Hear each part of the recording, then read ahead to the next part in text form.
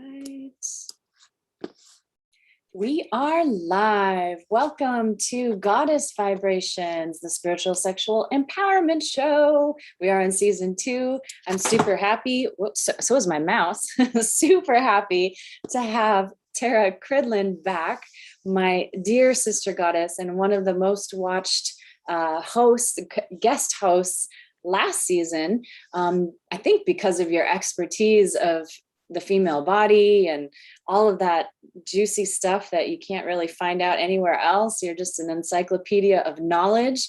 And so tonight we're going to have another show like that, where we're going to talk about how to raise a goddess. So how do we raise our girls to be sexually safe, protected, not affected by this shame culture out there, but also to love their bodies and to, not be so wild that they're getting themselves into trouble and that sort of thing. And I think for some of us who had a very different upbringing, and had to relearn how to be in our bodies and relearn these things, it can be hard to parent our children differently because it brings up some triggers. So I know sometimes when I'm triggered, I call you up, Tara, and I'm like, hey, how do I handle this situation? Because this one's got me spinning.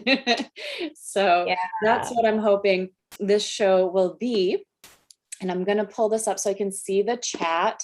So anybody that has questions, I know you have questions. I know people out there have questions. If you have questions about the girls in your life from little to teenage to beyond, how we can nurture them to be sexually empowered, healthy sexuality women, please put those in the comments and we will get that right to you. I'm having deja vu right now. This is so weird. Oh my goodness. Wow. It's because the power is building, because I'm coming to see you in person for the. I guess we got to tell everyone, we've known each other for years, and it's our first time meeting in person. Yeah. How many years? It's been a long time. 2018. Yeah, it's so crazy. Yeah, watch out, Southern California. The ground's about to quake. Yeah, so the energy is building. The energy is building. Yeah, when we first met, we did have some of those power outages, so to speak, just from our conversations and our deep conversations, which were pretty crazy stories. Big shifts happening in my life and your life. So yeah. Yes, absolutely. And it's funny because we were in the same room for 3 months. We were in the same room the whole weekend and never met. We just didn't connect until after. There was something that called us together after. Mm-hmm. So I think it's just really interesting how this is all kind of coming together. And I was just actually explaining that to my partner the other night, how we met. I said, yeah, we were in the same room, but we just didn't meet in person until we just haven't yet. So this is our first time. He's like, oh, wow. Yeah. And I don't even remember, honestly, our first conversation. We kind of just like, and then pretty soon we were tapped in. It's funny because I do actually. Oh, you remember? I do remember. I was actually at my aunt's house. I was up in the mountains and I was actually saying goodbye to my grandmother's home. So my family home, because it had burnt down in 2015 and I hadn't been back and they were doing some rebuilding. And so I had said goodbye. And then I was saying hello to the new house my aunt had built in place. And then we were sitting there talking while I was in the backyard. So up in the mountains. Perfect. Gosh, yeah, my memory is not so good until I have deja vu. So now I'm remembering a different parallel dimension, I think, where I had a dream about it like years ago. That's what it feels like, that feeling of deja vu.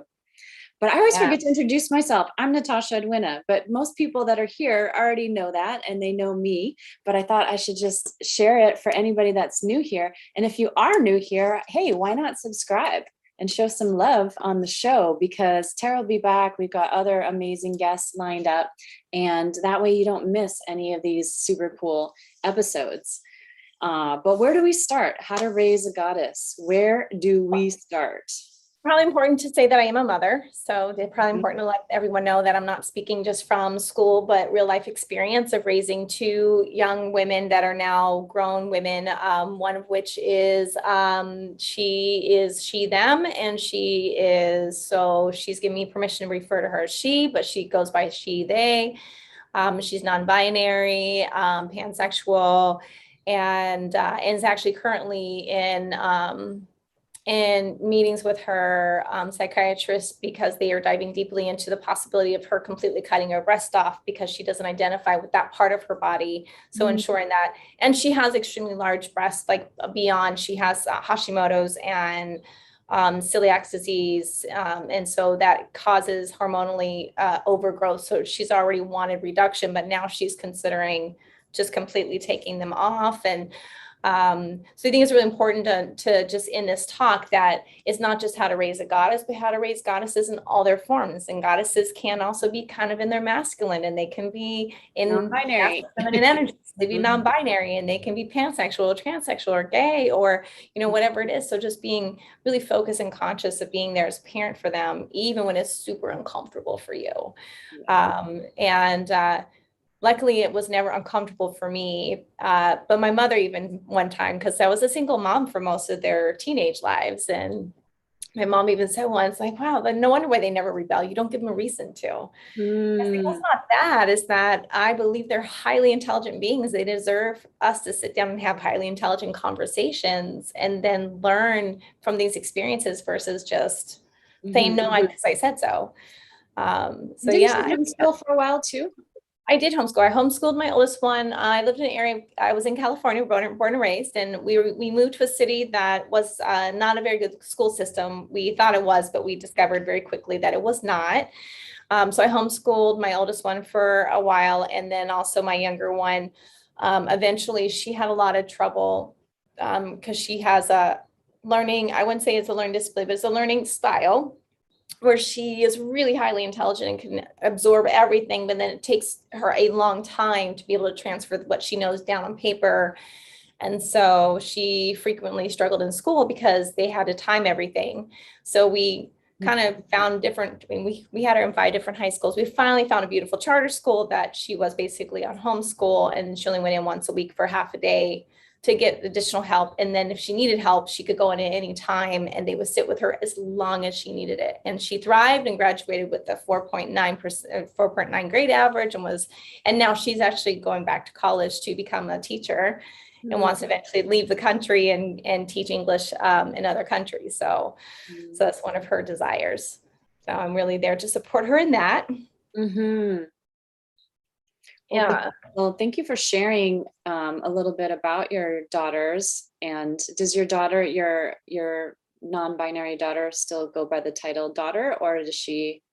And matter of fact, when she told me that I asked her, okay, so what are your pronouns, and what are you like? Immediately, actually, I called her and I said, hey, you've never talked to me about this. What are your pronouns? She's like, wow, thanks for asking.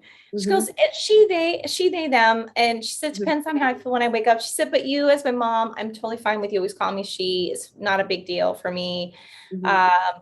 So she then just decides, just based on how she feels that day with everyone else, how she refers to have her pronouns. And even then I'll check in regularly and say, are you still okay with me calling you she? Are you still okay with me calling you her? Has that changed?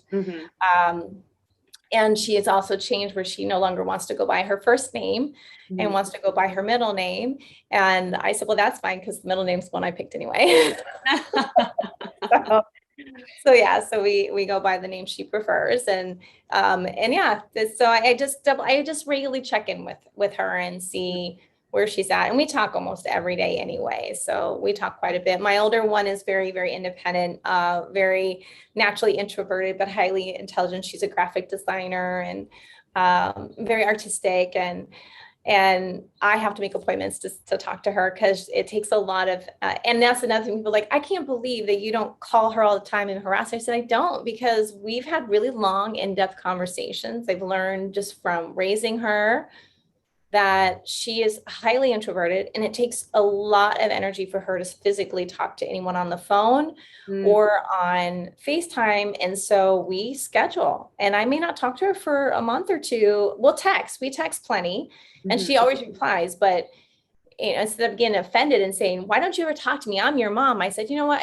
I'm curious, why it's so difficult to get you on the phone. And she said, honestly, Mom, it's so much effort for me to talk to anybody on the phone. It takes so much of my energy away that if I don't prepare and you don't like let me know ahead of time for me to prepare for that energy expenditure, then it wipes me out. And even now she's got like, yeah, and she's got a job she loves. She's a graphic designer for it's actually a gaming company, but she is in a small office with only 6 employees. She's got an office of her own. She's like, so she didn't have to talk to people that she doesn't really want. She talks to the same small group of people. So she's set herself out for success by becoming very clear of who she is and what she thrives, and including us having conversations around how to support her even as she was growing up. So, of course, having the blips. And I just want to start with all parents, all grandparents who are raising female identified children. We always mess up. This isn't about you being perfect parents. It's about being super conscious about how to do whatever it takes to make sure those children are thriving. And also when we do mess up, to be okay with that and just do what you need to do to repair, which is also sometimes going to the child and saying, I'm sorry, I was wrong. And it's not always easy. It's sometimes like, oh, I gotta go, but it's showing them we're human. And that means it's setting an example to teach them also that they are allowed to be human. Yeah, absolutely. I appreciate you saying that. And, there's so much like still people just shooting off their opinions about transgender and whether it's right or not. It's such an old, tired conversation. And I used to work in the school district in special ed and with kids that had mental health issues. And part of that population were transgender kids. And those were the healthiest kids that I worked with. Their only issue was like, hey, I was born in the wrong body. But if they had any kind of like depression or anything else, it was usually secondary to that issue. And it really, not that I ever really had a judgment about it. I just was curious because I didn't understand. But working with them, I got very, very involved as an advocate in the school because I saw their heart and I saw the real pain. And I saw, the ways that we as a school system, we as a society could support the kids. And there was a couple of them. Well, one was suicidal because she was in the wrong body. And I was like, well, a lot of them are because they're not supported and they are, it's really, it's very hard. Well, what was really sad is that normal. Which reality is none of us have ever been normal. The family was okay with it. Like the family was like totally, and Latino family, like totally, you wouldn't think that this would be the case, but they were so supportive. And I was like, why is everybody else? Why are the healers having a problem with this? Why are the helpers? Why are the educators having a problem with this? I actually went and researched the WPATH guide to like transgender rights and like had to do all this research and put together this thing to show the school that I was at the time that she should be allowed to use the unisex bathroom, which was a staff bathroom. It was a single stall, all of these things, name change, preferred name, all of these things that were so simple, really, but it was just hard for other people to remember and to do. So they didn't want to do it. But what I realized, I realized a lot about that. That was back in like, 2008, 9, 10, 11, something like that.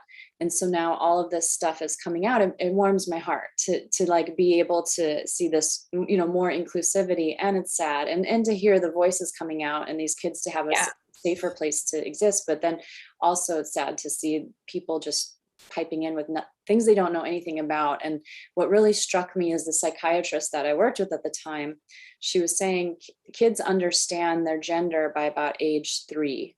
So they've chosen, they know what their true gender is pretty much. Right. And it's funny because that's actually an interesting word that I like to touch on is choose. They chose because more and more they're realizing that, well, number one, we are part of the animal kingdom. We are mammals. And in science, there's all kinds of magazines you can get your hands on, no problem, that talk about animals and how many animals they're finding now. Most animals don't actually mate for life, number one. Number two, including the March of the Penguins. Penguins actually mate long enough to raise their children, and then they go find new partners, and then they mate for the life of the children. So there's a lot of misinformation being presented in movies and feel-good things. You can find any animal that matches your sexual lifestyle. Like they are so different. Like it's so funny to me. And they can change that based on the hormones, right? So, where I'm going at is that a lot of these children, they're not really choosing though. They don't choose, they just realize who they are at this point. They're finally like, oh, I'm not like that person. Right. Then who am I? And I'm not like that person. And that doesn't look right. Or I don't like that. I like that. So why is that wrong? And, they're innocent at this point. They're so innocent. And to be told you're dirty, you're nasty, you're wrong, these things that are just so deeply damaging and traumatizing for them as little children. And, with compassion, all parents, we also have been fed the lines, we've been fed the belief systems that have been unconscious ancestral belief systems passed down from mother to daughter, or father to daughter for generations. So some things are not even conscious, which is why I always encourage that conscious parenting, where you really become conscious of your words and how you're being. If you deeply desire to be the deeply supportive parent who is going to be raising a child who starts to feel safe in this world, who knows how to self-resource to feel safe in this world. And that's also means you're going to get triggered. You're going to get faced with your own belief systems that are no longer serving you or your child. You're going to have to decide that you can't parent the way your parents did. So there's a lot of things that happen with that when you realize that everything you were raised with is not really serving anybody anymore. Well, and I kind of had like a weird like reverse situation too, because my parents split up so young, and my mom so when she had me, they just traded off every 2 weeks, 2 weeks with mom, 2 weeks with dad, until I started kindergarten. And my mom would dress me, I don't remember always, but I see the photos. And my mom would dress me in ruffles and pink and yellow and dresses and cute little sandals and like put barrettes in my hair. And when I was with my dad, I looked like a little boy. Like I would have like brown pants and a green shirt, and my hair is just a mess. I kind of looked like Kurt Cobain, actually, like a little mini, like Kurt Cobain, maybe. And when I started to get older, and then my dad, he's buying me toys, he's buying me like army guys and remote control cars. Like he really wanted a son, so he's like doing all the boy things. And I was like, Dad, I don't want the cars. I don't want the army guys. I don't want, like I knew at a certain age that I'm like, I'm not a boy. Like, I don't want to be a boy. Yeah. I want to be a girl. I love to like long hair. In my adulthood now, I keep my hair long because it was always like cut so short when I was young. It was never long enough to braid or like do anything like that with it. So it's like our parents have to watch how they're influencing, what we know to be our true gender. Yeah. And it's interesting because I am a very feminine person. I always joke and say I'm an alpha feminine, but my father and my mother really loved my hair long. My hair was naturally red. It's kind of growing gray now, but my hair was always naturally red. So they always wanted it long, like your hair. And they wanted everyone to, but it was so thick. And my mom would brush my hair and it'd get stuck. And she would literally have to like pull it and detain and pull every time. It was so painful. I hate it. I always found a way. Even with my poor aunt, I was such a convincing child that I talked her into cutting all my hair off when she was babysitting me one night when my parents went out on a date. So my parents got in trouble to a little girl who had hair this length when it was down to my butt. So man. With it, and then I remember my dad like, no, you look like a boy. And I felt so hurt because my dad was so supportive. I felt so hurt that he said that because I just always wanted my hair short. And right now I'm trying to grow it out. And I'm thinking, why am I fooling myself? I'm probably going to get a cut again. But it's like, that's that's me. I've always loved short hair. I've always loved, but a lot of people tease me and say, well, of course, because you're like part pixie. So you're part fairy. So, That I've always totally loved makes short sense. hair. And so, and that's what I'm saying. Like there's certain styles that people as an individual, as a human being are, because even when people tell me, well, I need to have children because I think conscious people like us should have more children in the world. Well, there's a reality that you can have a child and be the most conscious person in the world and they end up being a serial killer. You don't know how they're going to. Yeah, that's true. There's the Like, sociopath you gene. don't know. Right. And so you can be the best parent in the world and you're listening to this and you do all the things you think you're going to do and do right by your child, and they still end up not a good human being or a troubled human being. So we just do our best. Number one, as a parent, you do your very best. You do what you can to repair. You just stay conscious of how you can shift yourself and do the work on yourself to show up to be the best parent you can for your child. And the other one is that at some point you just have to trust that you did all you could do and you have to let go. And that's what I'm doing. Mine are thriving. My younger one, I had to kind of like boot out of the nest because she was a little bit too dependent on me. And now she's doing so good on her own. And now and not like I cut her off, but just had to like, of course, everyone's like, I can't believe I said no. I'm watching over the whole time. I have all these people calling me, checking on her. There's still being money sent to help her out, but now she's stable. But she was one of the children who needed, as an adult, she needed to like kind of face things on her own for her to start learning how to deal with it. Yeah. And now she's super self-responsible and she sees a psychiatrist regularly to help her, because with this also was the fact that I did have a child with a man who was not supportive of her being a pansexual, gay, bi, whatever she was trying to figure out at that point, and now knows who she is. Like as a child, she always knew she was not the normal and was always trying to figure things out. And he was so, you have to be a girl, don't wear that because your breasts are showing, So I had to undo all the damage that he was doing every time she came back home. So it was like a lot of work growing up until at 14, he decided he was done being a father, didn't want to deal with it. And it was hard on her, but honestly, probably a great blessing, because then she was only in a supportive environment from that point on. Right. So that's like a two-part sideline conversation for this episode too, is like, how do you raise a goddess, but then also how do you raise a goddess in when there's two different parenting styles, which usually there is, because that's otherwise you might still be together. Like there's sometimes the differences are so great you're like, oh, I can't even, and you just do what you call parallel parenting.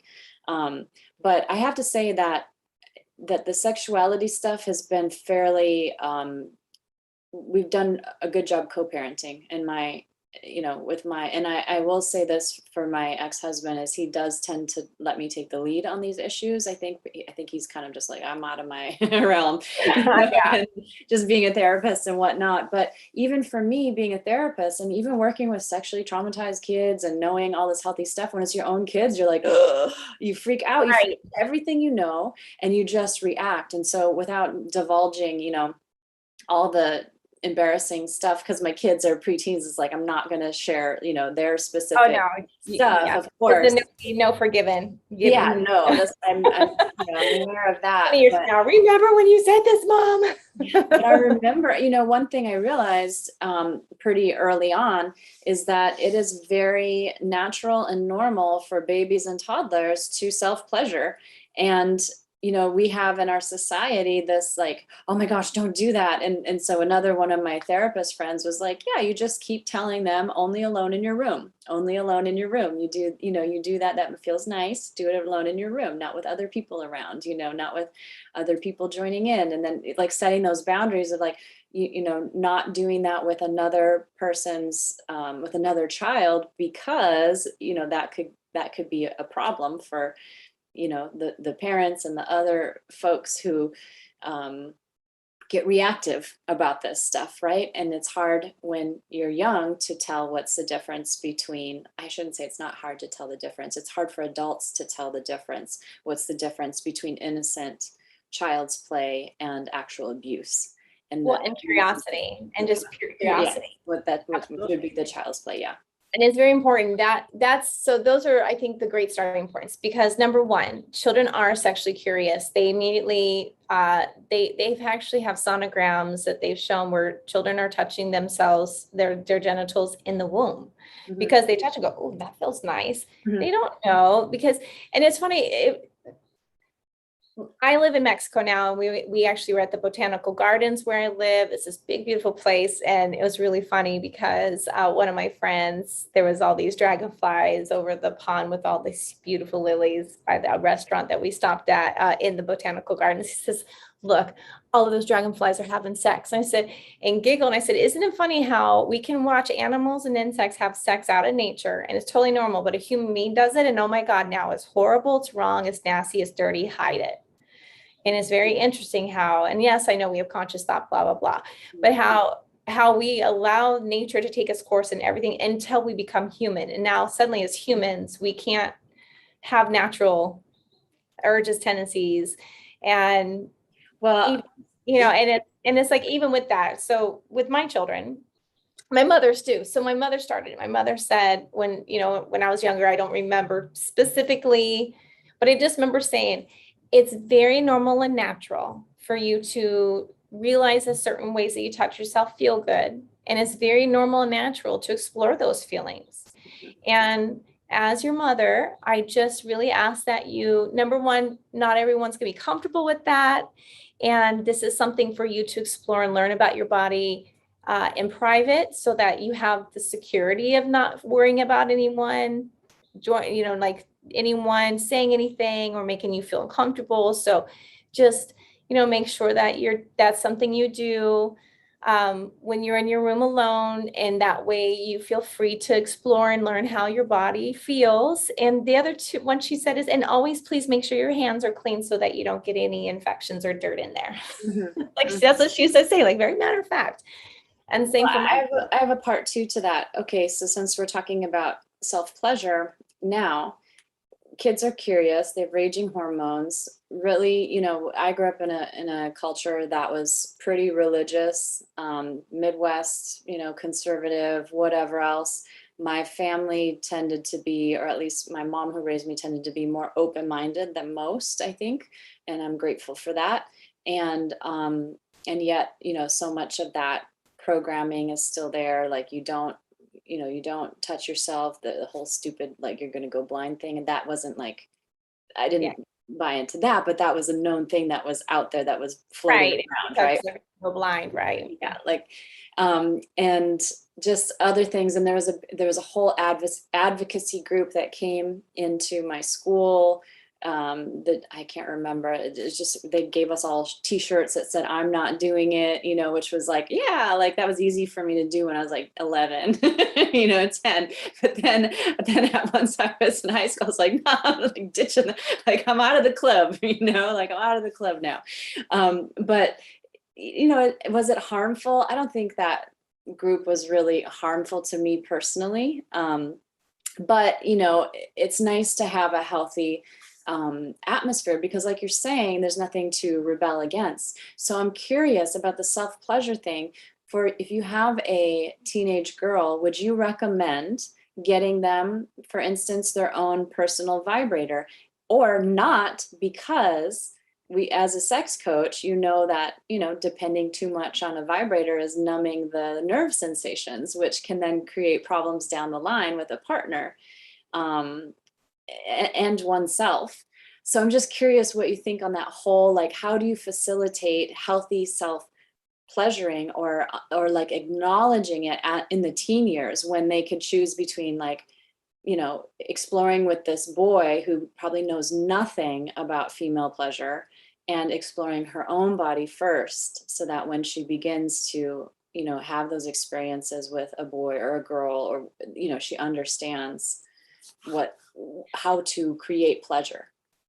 Well, number one, it's very important that we don't wait till they're teenagers to have that talk, because one of the things that was very present even in my own life is there was boys always curious. I developed early. I mean, at 12, and that was early. Now they're finding in studies that children are sexually curious, and because of all the free porn You can do everything you can. Kids are watching this stuff at school, on the playground, after school. You can do everything you can to protect your child. They're still going to have access to something, or they're going to have some kid who has access to it who's going to talk about it. And they're finding that a lot of girls and boys are actually sexually curious and sexually active even way before teenage years. They're starting to fool around even before that. And so number one is knowledge is power. The more you educate your child with facts, not scare tactics, because I really just please parents, don't try and scare your child into good, because it does so much damage. But I had one woman I worked with years ago, and she used to tell her daughter, like, well, don't have sex because sex hurts. It's really painful. And I said, my God, why are you telling her that? Because then when she meets her partner and has this person she deeply loves, she's going to think it hurts. And one or two things can happen. She's going to be totally frigid and afraid to have sex with this person and have all these problems, or she's going to have sex and realize that you lied to her. And then you are the one who she's not going to want to talk to because you brutally lied to her, and she feels betrayed by that. Even if it seems simple, they feel so betrayed by being lied to. So my kids were always very curious, and they come in, and I was this child too. And my mom, if she didn't know the answer, my dad was much more knowledgeable. My mom would be like, hey, I'm not sure about that. Why don't you go ask your dad? Just because I'm not fully comfortable talking about that because I don't really know about it. And I was very fortunate, like you said, but I grew up in California, in the Bay Area, so people are a lot more free up there. However, my children, they would ask me all these questions, and here's what I would do. I would say, let's say 5-year-old, because they started asking questions at 5. As soon as they started kindergarten, they were asking me questions. And I say, would you like the 5-year-old answer, or would you like the full answer? And I'd say, and remind that if you want the full answer, you might not hear things that you're ready to hear. So would you like the 5-year-old answer or the full answer? And they would be like, ooh, 5-year-old answer. And they were able to decide what they really wanted. And there was times when they were like, no, I need to know the whole answer. I need to know it now. I'm like, are you sure? Because there might be things I'm going to tell you that you might be very uncomfortable hearing. So you need to know that are you ready for this? Because if not, we can make it more simple to understand at the age you're at. And I always gave them the option. I literally, whatever age they were, I'd say, would you like the 10-year-old answer or the full answer? And they would ask me my oldest one asked me when she was like 13, like, have you ever had anal sex? And I'm like, do you want the honest truth, or do you want the 12-year-old truth?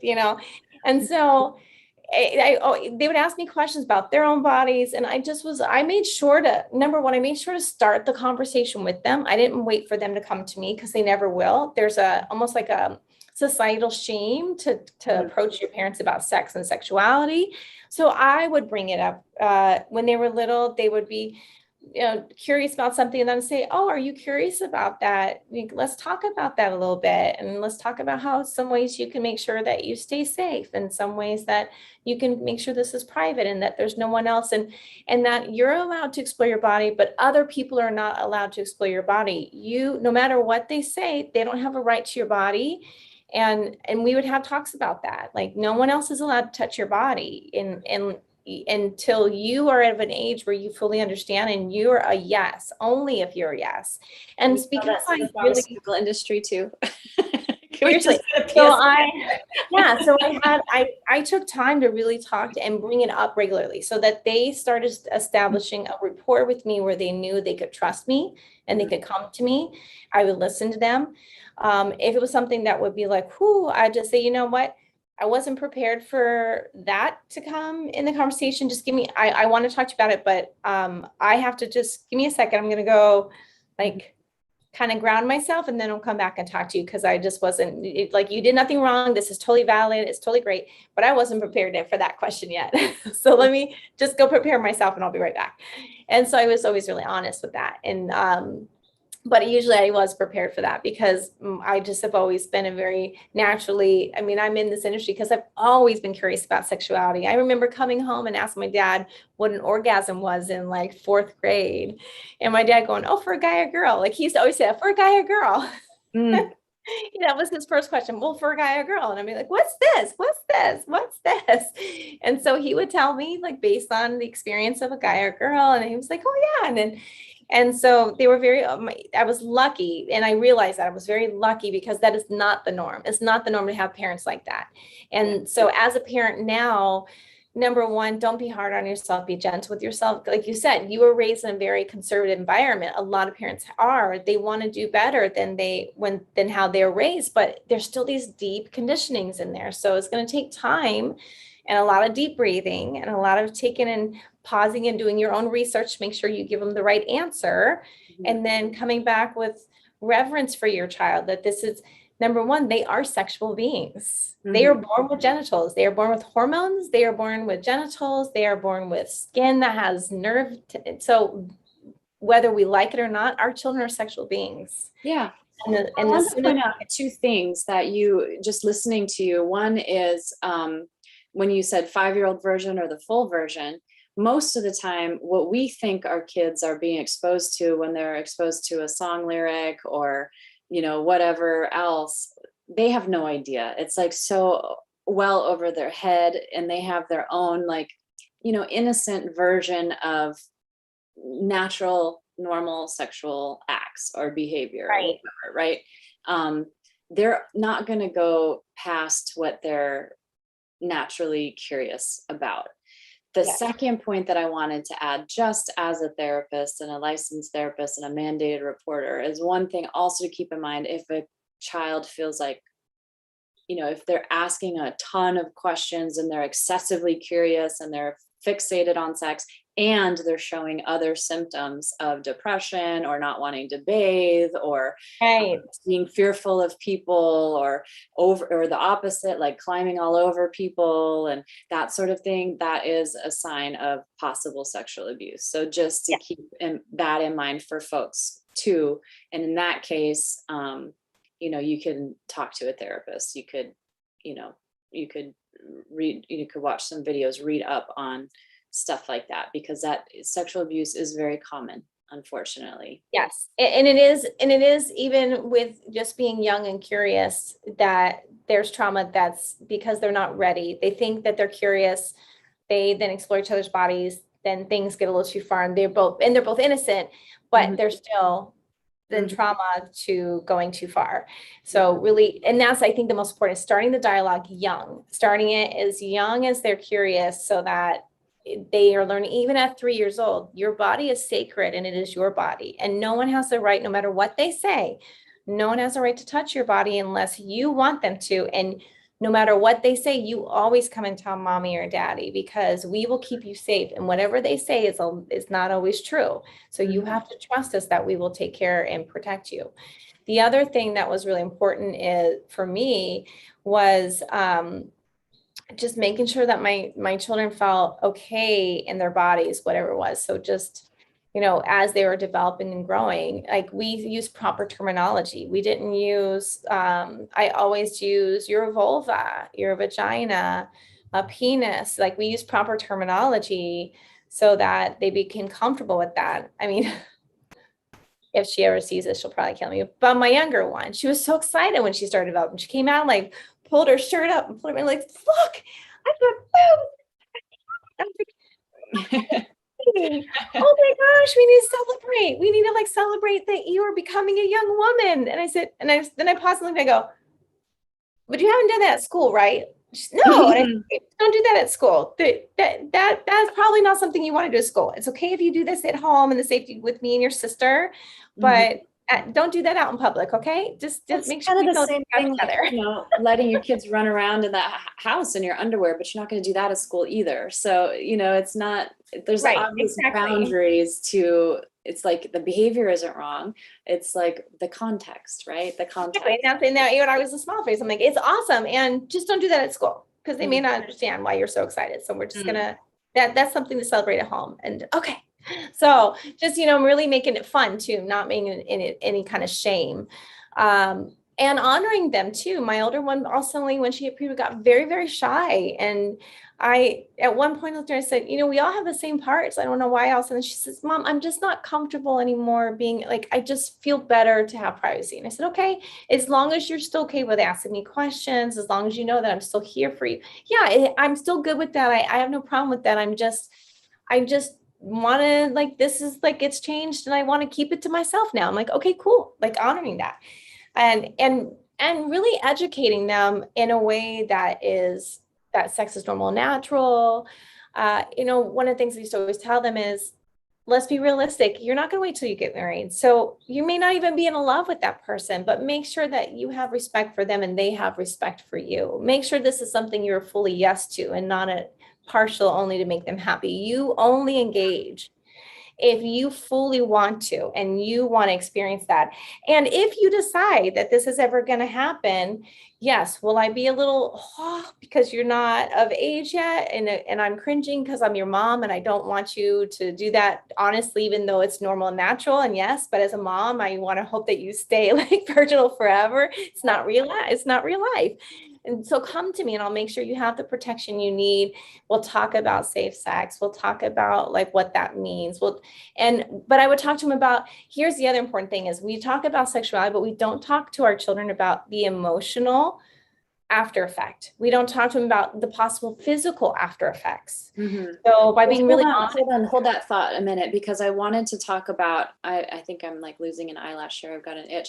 I wanted to back up to what you were saying about the consent piece and to be honoring your body first, because I feel like that should be the number one always point that you're consistently hammering in every time you're having this talk, not only because, and like you said, you can't happen too soon, because that talk is what's going to keep your children safe from predators. And in Dr. Northrup, in her book, Mother-Daughter Wisdom is the name of the book, she talks about her daughters who are now adults in their like 30s, mid 30s, but how when they were little, how she taught them to understand like who was a safe person and who was not, and what's a safe touch and what was not. And she took them through a mental rehearsal, and she's like, okay, be aware of your body, feel in your body. Now imagine that there's a puppy, a really cute little puppy, and it just ran across the street. And do you see the puppy? Yeah, it's so cute. And then the puppy gets run over by a car.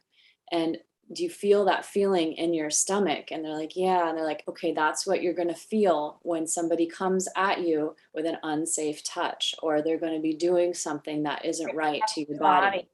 And so if you get kids in touch with that feeling early on, they're going to be able to be more safe from predators, whether in most sexual abuse happens inside the family. Statistically, or by somebody you know. It doesn't always have to be inside the family, but the friend or family circle or an acquaintance, because it's adults that have trust and access. It also happens in spiritual communities and tantra communities because there's access and trust, and it's exploited and abused. I was lucky that I didn't experience, I did experience a form of that with the father of the family that I used to babysit for. And I also, like you said, so from example, I was kind of, I just refused. My parents raised me to be strong enough where I like pushed him away and said, you take me home right now. And he said something, I said, I am only 13 years old. How dare you? But it was because one thing is to have the awareness. The other thing is to have the language. Right. And it was because my mom, well, and my mom also was my family, I think, was kind of ahead of their time, and they were so clear and so communicative with me all the time, which then I brought into my children. Was I a perfect parent? Absolutely not. I was a single mom sometimes. Absolutely. I totally messed up or yell at them when I shouldn't have. And I had to go back and apologize and repair, of course. But we always kept open dialogue. And that was one of the things is we always talked, and I always asked them, like, how are you feeling in your body? What's going on for you? Talk to me. I'm here to listen. I may not agree. You may not agree with me, but I'm still going to honor, and really taught them how to tune into their bodies. Even when I was being like not the best mom, it was still like, okay, I'm sorry. I was definitely a crappy mom today, but how are you feeling about that? What can I do to repair that? What do you need? And getting clear. And so I taught my children with that. This is before I even started all of this work on myself, like, because I had my oldest daughter when I was 19 years old. So I was definitely not in the self-help transformational industry at this point. And even with that being said, I learned from early on that to stop listening to everybody else and to just me and my daughter, and what can we do together to make this start to become a successful team of me raising her. Well, And you definitely helped me with that too. And I feel like, again, having that foundation of body wisdom, it's not only keeping you safe from predators, it's keeping you safe from like medical interventions that are unnecessary, or that yeah, you know your intuition is telling you, like, because your body knows before your mind knows. So if you're listening to your body will tell you, oh, if you're getting a strong no or a hell no, you have to listen to that. And yeah, then also in just your dating experiences, or just out about in the community, if you're wanting to avoid those icky, like regretful situations, like that happens even as adults. When you go too far, either you're intoxicated and it takes a little time for your mind to catch up to what just happened, and or you just are, in some kind of different altered state, or not even from substances, but just you had a great date, or you had a great time, or they made you laugh, and now your defenses are down a little bit, and then you're swooping in. I had this man one time who I made it clear with him that I was not interested in a romantic relationship. The chemistry, I just didn't feel any kind of chemistry, but I thought he was a lovely person. But he said, oh, let's hang out at least and have a chat about, some juice or whatever. And I was like, yeah, sure. Okay. And then it led to, like, then, oh, let's go out to dinner. Okay, fine. Like, we could go out to dinner, but then, he would come close to me, and my body, like, before I even could think of it, I'm just like doing right. this and moving away. And I'm like, this is Body's so so wise. uncomfortable. But then, then we have this dinner, and he actually went in for a kiss. And I was furious because it happened before I even could respond and like move away. And for some reason, he was missing all of my signals. My body was speaking, I was speaking, he was missing all of my signals. And later, we processed it later, and it was, he kind of like got so, I don't want to say excited as in sexually excited, but just was like, wanted what he wanted, like this shiny object, and he got carried away with what he was feeling in his body, but that he did not realize that that was not at all what I was feeling in mine. So I feel like you can't teach this enough, this body wisdom from a young age, and continue to keep putting it in there. And then the fact that you are building a collaborative relationship with your daughter means that you are maybe sometimes the only person that's not going to shame her, that's going to say, no matter what I think, when your body is saying that, then okay, we're going to listen, and we're going to pay attention to that. Yeah. That is so important. Well, and I'll be really honest, when I was younger, I definitely had patterns of attracting toxic relationships. They weren't healthy relationships for me. They were always good to the children because I was very careful about who I brought home. But just my patterns is I had behavior that would then turn what could have been a good relationship into something that wasn't good. Or then, so, and so even learning those experiences, I would share honestly with them, like, so what happened here is partly my fault, and I have to take responsibility. And so as I'm doing this, learn from my mistakes. Like, there's nothing wrong with learning from my mistakes. A lot of times parents are like, I'll never be like parents. And I said, you know what? There's certain things I hope you are like me, but on this, I do hope that you learn from my mistakes. But then they actually saw me take responsibility and say, okay. And when I would get in a relationship, okay, I'm going to go get counseling. I'm going to go get coaching. I'm going to do what I can to shift that behavior so that I don't attract this, because and so they also saw that. They saw me being human. They saw I was openly talking to them about what was happening, as far as, I didn't talk to them about my sex life, but even so, their questions I would answer honestly, if based on what they were ready to hear. And I'd also talk to them about, okay, so, as you can see, even if you love that person, doesn't always mean it's the right relationship. And it's okay to walk away from things that are not working, because you are number one important, and you have to make sure that you are living the life that you deserve and you are worthy of. And so we all make mistakes. And also, if a no is no, a no is no. You have the right to that. And my children, actually, to be honest, they both did not have sex until they were adults, because when I asked them, like, why did you wait? They said, well, you gave us all the information you needed. You constantly always talk to us. We didn't have to find out. And I was kind of the go-to sex guide for their friends who their parents wouldn't talk to them. So they called me like, is this normal? And I was like, yeah, that is. And are you using protection? You guys, you're not ready to be a mom. Don't be a mom young like I was. You won't be ready for that. So I was really honest with them.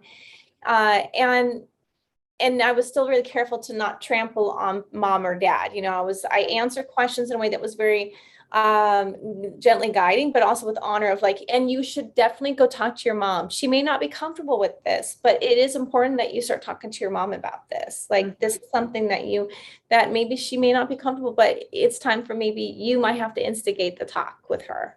And so I was always redirecting them back to the parents, like, start a conversation with your mom, start a conversation with your dad, like, see if you can have them support you in this. And so even with that, but with my kids, Parents are important in a tribe because it is part of kind of like a tribal upbringing in some ways. I had that mom of a friend too, who always had the bowl of condoms in her house, that she knew that all the kids knew where it was if they needed, because I was in a small town. If you were to try to buy condoms somewhere, there would be major rumors all over. Like, you'd have to get very creative. Oh yeah, you'd be coming home, mom would be waiting. I heard what you did today. So she knew this, and she just made sure all the kids, like the teenagers, knew where to have access, to have. And I was the mom that as soon as they hit puberty, I was coming home with boxes of condoms. And I was like, okay, these are now, here's, oh my God, mom. I'm like, listen, I'm hoping that this actually makes it so that you can wait. But if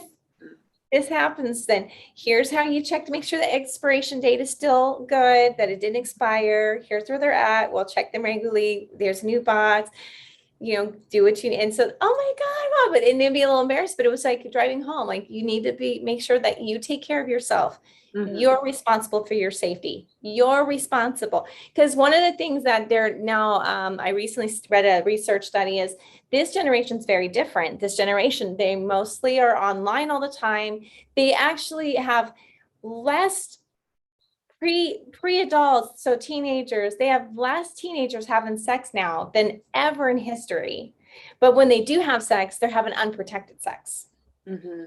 Mm-hmm. So they're becoming a little bit more socially awkward, and they're not as able to engage as the way, because they're living off their electronics. And a lot of them are not having sex, but when they finally do, they're not being safe. So they're not getting the information that they need. Mm-hmm. So they're not finding the correct information. Like, in a way, I kind of blame free porn. And then let me round back. So in response to vibrators, so my older one bought one of her own when she was 18, and I was actually in Africa for 3 weeks, and I got an email telling me all about her brand new dildo that she's gonna die if she ever sees this. But an adult nowadays. But so from a young age, like, she was like, free to talk to me about this. It's normal and natural, it's fine.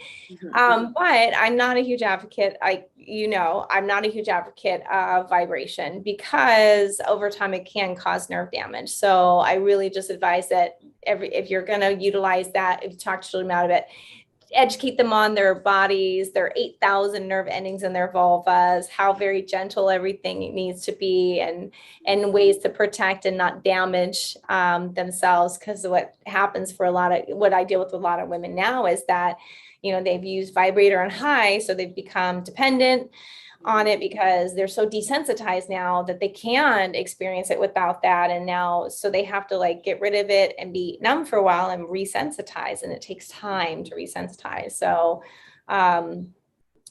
we still openly talk. My girls are like totally free about that. And they'll answer my questions now. Even as adults, they'll call me sometimes like, hey, I have a question. But my oldest one, it was kind of cute because I always knew when it was coming from her friend, because she'd be like, I have a question.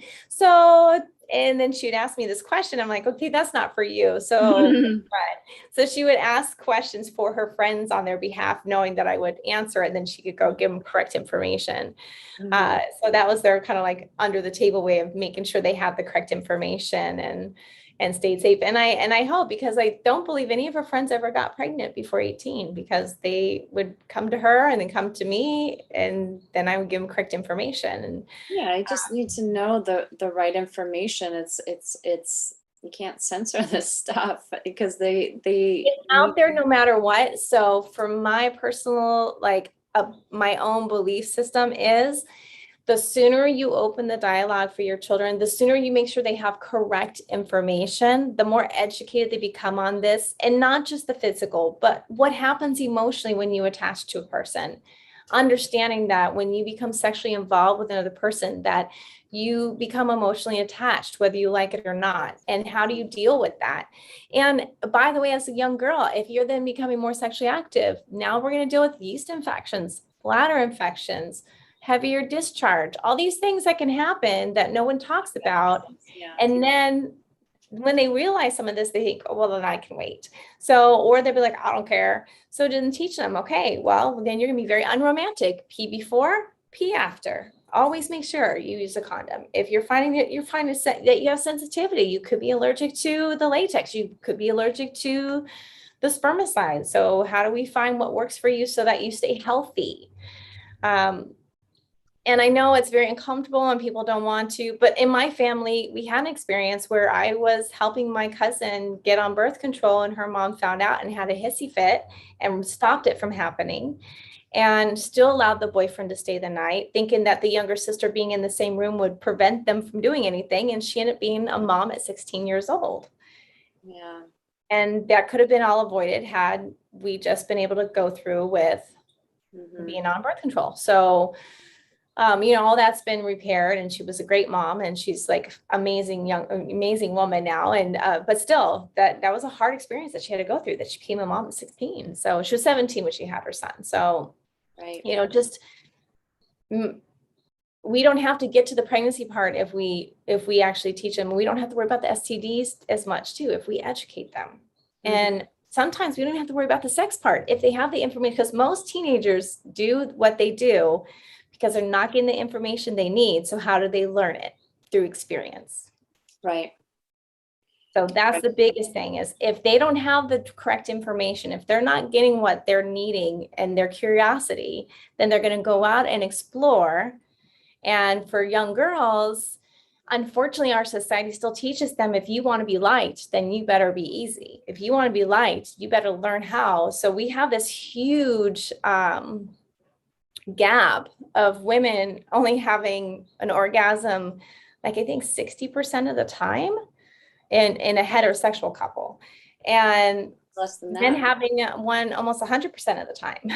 So and that's the other thing, is teaching both, not just girls, but then teaching our sons about consent and then also about pleasure. And that we both deserve that this isn't about getting what you want and leaving them behind, that there has to be mutual respect as a human being, and then about pleasure and consent and knowledge. So there's so much that, and of course we can't cover everything, but the more conscious we are raising our children and looking at them and knowing that there's this sweet little girl, but this sweet little girl is going to turn into a young teenager who's curious. And even before that, before she even starts her first menstrual cycle, they still have hormones. They could still become very curious and they're being encouraged to explore by like a neighborhood boy who's also young and innocent and very curious, possibly.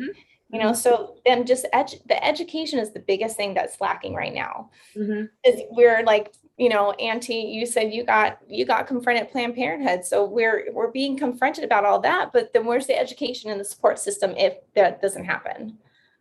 Yeah, I feel like growing up in the 90s, I got a lot of sex education about like how to stay safe and healthy and all of that stuff that I'm grateful for, but zero education on pleasure and zero education on satisfying sex. And I feel like, it was the boys learning through porn and then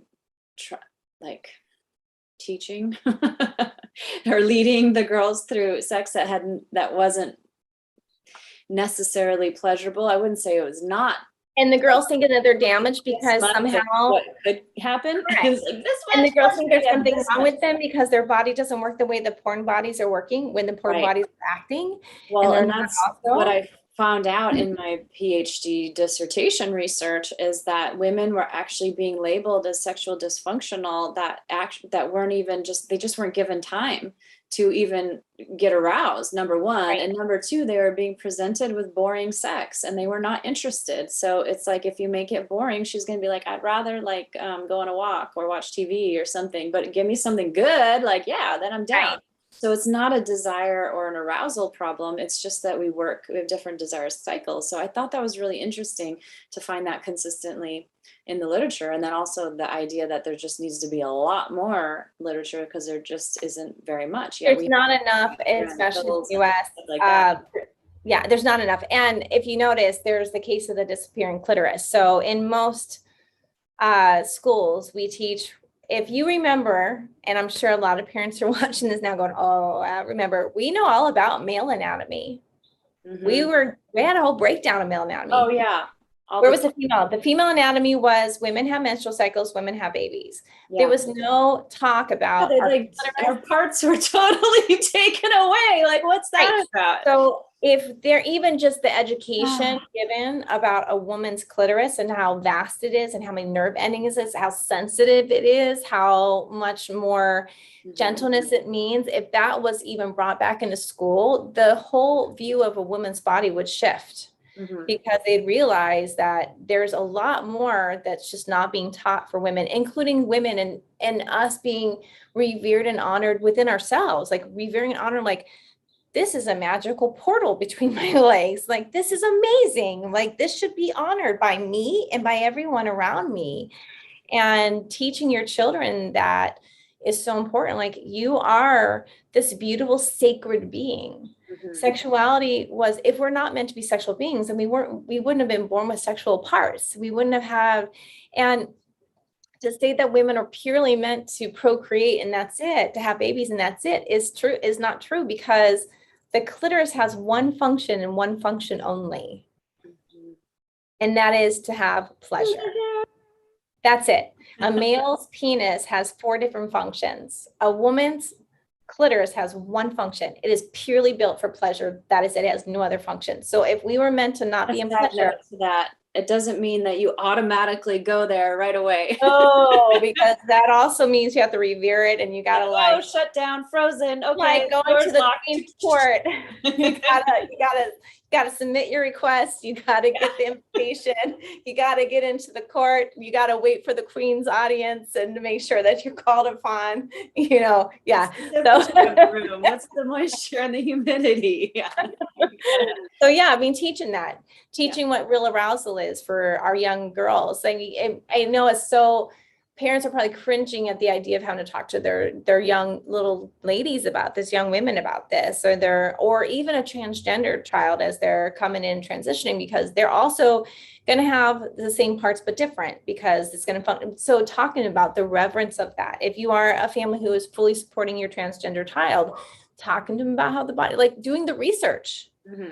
And finding out how is it going to work? How are their body parts going to be different, and talking to them about that, so just really coming with consciousness. And the biggest takeaway that I could give to any parent is just educate yourself first. And then from there, come with the knowledge that you're not going to know everything. We're absolutely going to totally overreact sometimes. We're absolutely going to oh my gosh, we may even get very triggered and we might react and oh my God, why are you talking about this? This is wrong.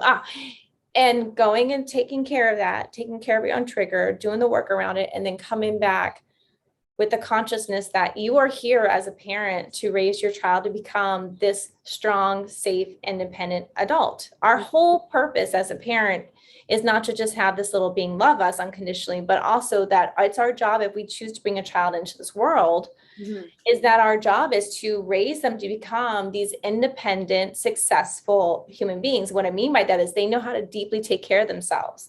They know how to do self-care. They know how to take care of their health. They know how to feed themselves with healthy food and to cook. They know how to pay their bills. They know how to go for their job of passion, and how to get an education if they need it or whatever.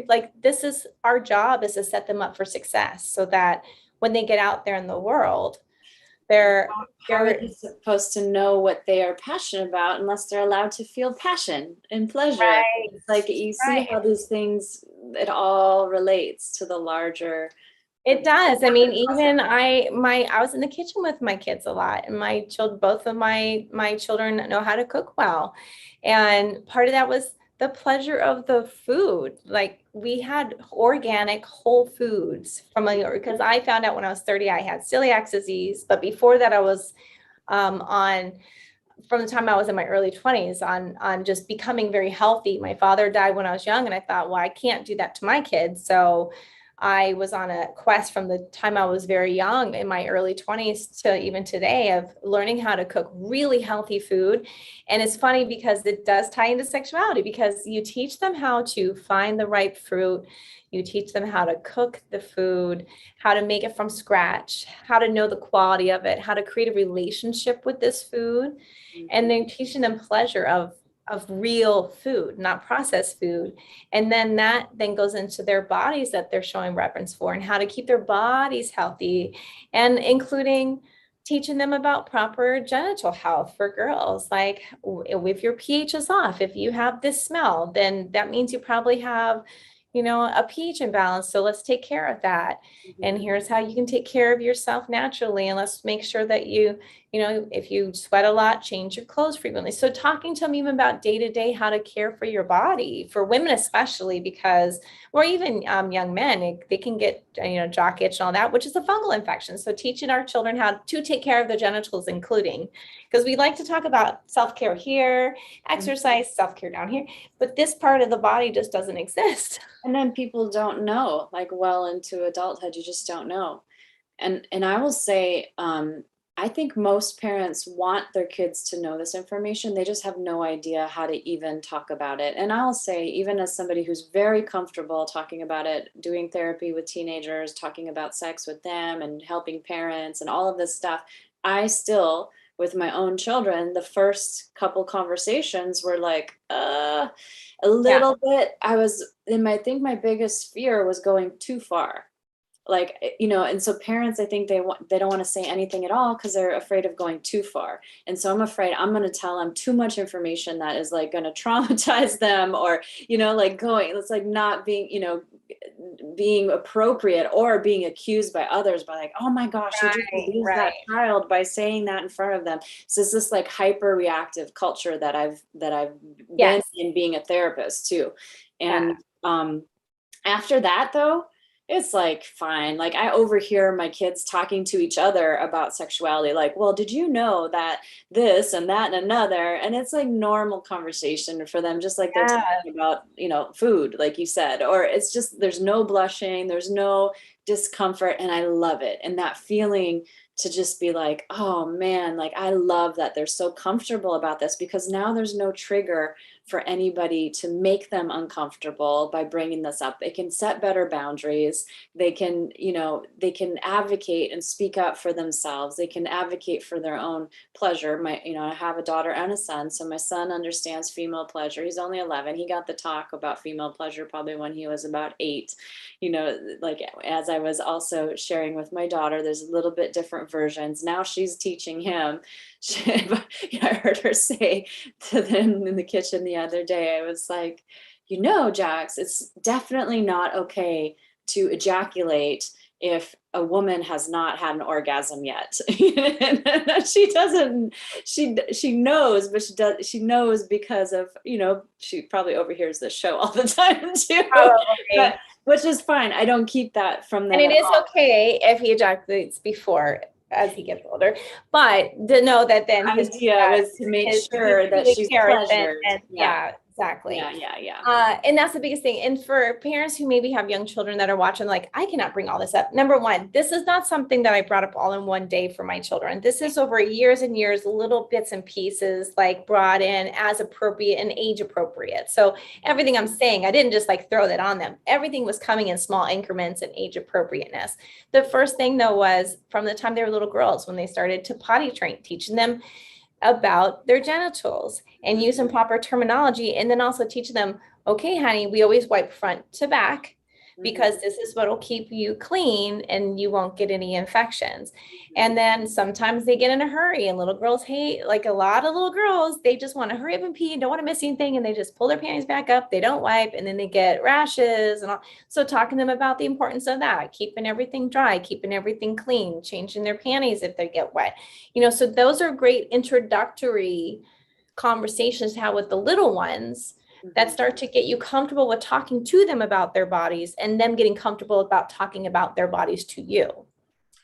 Right. And so let's talk a little bit. I don't want to keep you up all night because I know you're in Mexico, but let's talk a little bit about shame and like comfort with their bodies, because I didn't realize until we went to Mastery at Mama Gina's School of Womanly Arts how much shame, but that my body was still holding on to. I wasn't even aware of it until we went through exercises where it's like we're being pushed to that edge to like really examine what is still there, right? And I was really surprised. And I still to this day think the biggest benefit for me, which is not the reason I went, but the reason that came out of the best thing that came out of it was really just dissolving and dropping that shame. But I've noticed that since coming through that program, I have to be very conscious with having people like you in my life, the other people that are on the show, the people I surround myself with, because it can be so easy to slip back into that shame culture. And in my research, literature searches, I found, Gina Ogden talks about this, she was a lesbian, licensed marriage and family therapist, PhD, and a huge sexuality researcher. And she passed away just a couple of years ago, unfortunately, but she used to do workshops at Esalen and stuff like that. But she says that women hold shame and cultural oppression in their erotic anatomy. So these STIs sometimes are a physical manifestation of shame. There's these like yeast infections and pH imbalances can be a physical manifestation sometimes of the emotional energy of shame, anger, fear. There's been women that I've known who had chronic yeast and bladder infections, and when they actually worked on the emotional things that have been held in their bodies, so when they actually dove into the shame, trauma, or just a lot of core beliefs that they unconsciously held on to from society about, number one, your genitals are ugly. I mean, how many messages do we get as women that we smell? We get all these jokes about, oh, why does the ocean smell like fish? Oh, because a woman went swimming in it. Things like that, where we're have all these harmless jokes that then are constantly driving into our little girls that they're dirty, that they smell. And so then they're selling all these hygiene products, which ironically create the infections. Correct. You're not supposed to have fragrances in that area. Yeah. Right. And they're all chemicals. Yeah. So we're putting chemicals. So we're teaching now they're being told to use all these washes and these things that are all chemicals that then create an imbalance that then create infection. But yeah, the biggest thing is that a lot of little, even teenagers, if they had a situation where they were severely shamed, either unconsciously by a parent and or by school classmates, boyfriend, whatever, and suddenly they're getting chronic yeast infections and bladder infections, then there's something emotional possibly going on. It could be deeper than just physical. For me, I started getting yeast infections a lot at time I was, I think, from 12 years old on. And so my system's more sensitive. I have to take really good care of myself always, because I've always been more sensitive. And, my mom had to talk to me about, she had to come in and like give me, how do you take care of yeast infections? How do you properly take care, and she had all these beautiful natural remedies that worked beautiful. And so I was never shamed for that, because it was just for me a physical thing. So but she talked to me about that and made sure that it wasn't emotional and that there wasn't anything going on that shouldn't be, and how to take care of my body, and being realistic and saying, and if you become sexual, then you're going to have to make sure you take care of yourself. And, that's the other thing, is teaching our girls that if they're going to have if they, as they get older, if they have multiple partners, being realistic. we all have our beliefs. So I'm not asking any parent to go past their religious belief. That's not what I'm asking. What I'm asking is that you just be conscious when talking to them and try really to be conscious of taking a deep breath first. When your children come to you, listening to them as a young human being, understanding that maybe their beliefs won't be the same as yours because, and maybe we want them to, but reality is they're not always going to have the same belief. Of teaching them, if it just becoming a conscious and aware, if you have multiple partners, everyone has their own bacteria and our bodies then have to adjust. And then that means they can get yeast infections and bladder infections and all these things. So, really the biggest thing is just education. If you're someone who's not comfortable talking to your children about sex, it's okay to be honest and say, you know what, I'm not comfortable about talking to you about sex because I don't really know all the answers. There's so many resources. Planned Parenthood actually has an online course you can pull up for your teenagers that are like little cartoons that teach them about their bodies, about pregnancy, about safe sex. So you start there if you're just too embarrassed. It's finding the resources. If you're not comfortable, asking around to know if there's any parents who are comfortable that you can maybe entrust to talk to your children. And I would like to give a shout out to Planned Parenthood and share the encounter that I had outside of Planned Parenthood this morning. I had goosebumps. I was so what's the word, activated, I guess. And I was like, I have to say something. Or maybe it's because I'm my mother's daughter or a little bit of both, but I was like, I listened to my body. We'll say that much, because I'm not trying to stir up trouble. I never try to stir up trouble, but I do speak truth, and I do try to correct, wrongs or whatever. And Planned Parenthood, I have been receiving medical care from them from age 16 because I needed to at that time to have confidential and to keep myself healthy.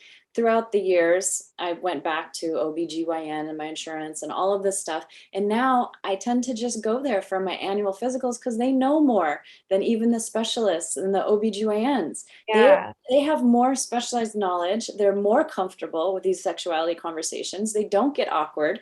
It's like more pleasurable place to go, and it just feels better to be there until you walk out.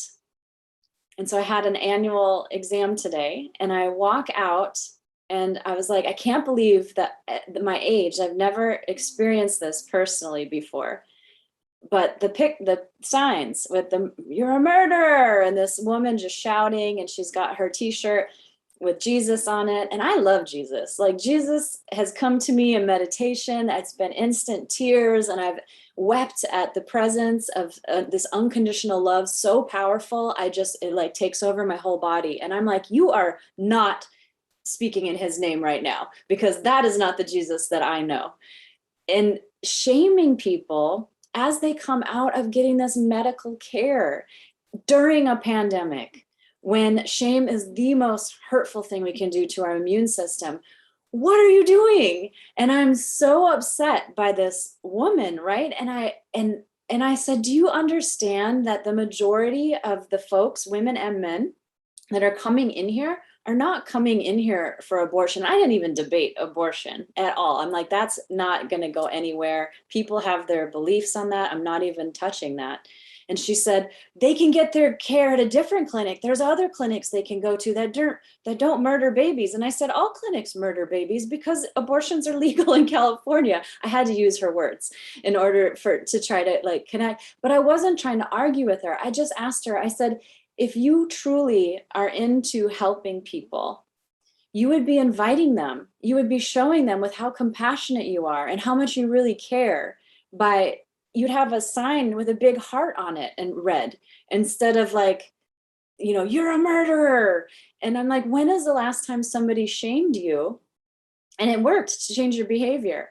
And a friend, another sister goddess that I shared this story with today, said, well, unfortunately, that's probably what keeps her attached to that particular fundamentalist religion, is it did shame her into behavior. And I said, but no, I've known these people personally. Their behavior is one way outwardly, and in a different way, inwardly. So they don't change their behavior. They pretend to be something on the outside. And she, yeah, I said, what are you doing to take care of these children that you're saying need to be born no matter what circumstance? Well, I'm trying to. And I thought, oh my goodness, we How? don't have the right to tell anybody what to do with their body. Like, this is such a point for me that I don't know why it's so hard. Maybe you can explain it to me, why it's so hard for people to understand on the far left and the far right why we do not have the right to tell somebody what to do with their body. It just brought up everything. And so then, pretty much this sweet old other sweet lady overheard what was going on. She's walking by and she's like, if I may intervene. And she tried to tell a story about the Pope saying he could, it's okay to unfreeze the embryos. I don't know what, I have not been following all of this. So I have no idea really what she was talking about, but I thought it was so sweet that she's trying to be like this peacemaker. And I wasn't starting anything. I was just like, if you're going to come in here and block the path. And I wasn't even fighting for myself. I'm gonna be fine. But of all, because there's teenagers in there, there's like young people in there, and they're gonna come out, and you're gonna give them this dose of shame right when they did something right by taking care of their health and being proactive and actually seeking, some kind of health treatment. And you're gonna do this. Like, this is just awful. This is just awful. And she didn't want to hear what I had to say, and she's, I'm going to pray for you, I'm going to pray for you. And I said, please do, because this is very upsetting to my nervous system, and I can take care, but I would love your prayers. Like, and I hope that you have the compassion to open your heart as well. Yeah. I yeah. And then there were older men that were, I respected them. They got a little bit closer, like when they saw we were in a conversation, but they weren't aggressive or threatening. It's like this whole thing is like, it was really interesting dynamics to watch. It's like, bring the wild, like screaming lady and put her in the center, and then have these like calm older men as like the perimeter. I was just like, is this like, do they train you to do this kind of thing? They must, right?